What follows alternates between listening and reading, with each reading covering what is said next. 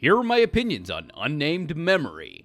With every anime season, I have to make some pretty difficult calls on what to watch, and there's usually one show that I regret watching, because I could have been watching a cooler title that came out in the same season, or could have watched one of the many anime on my watch list. Unfortunately, this season's regretful pick is Unnamed Memory, primarily because the anime's execution is lackluster, with character interactions, rushed plotlines, and worst of all, the premise of the show is buried until the finale. Now, when I watched the premiere, I was sold on a deeper romance between a relentless prince and a witch who gets worn down over time.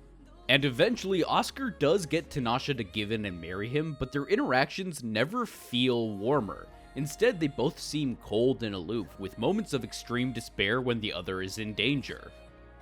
Although it isn't as if the danger really matters, as most conflicts are solved with little effort from Tanasha or Oscar, whether it's her previous betrothed who stabbed her, a person possessed by a god, or a witch who just likes to mess with people. All of them feel relatively rushed and uneventful.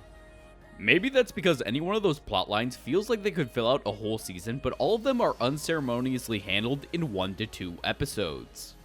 What makes matters even worse is the anime's true premise of being able to rewrite time is barely touched upon until the final episode.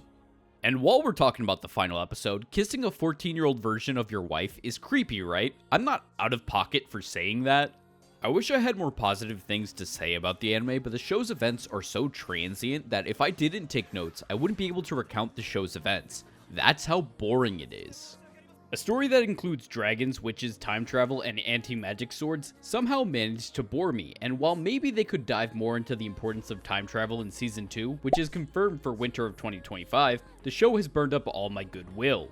But as always, that's just my opinion. What did you think of Unnamed Memory?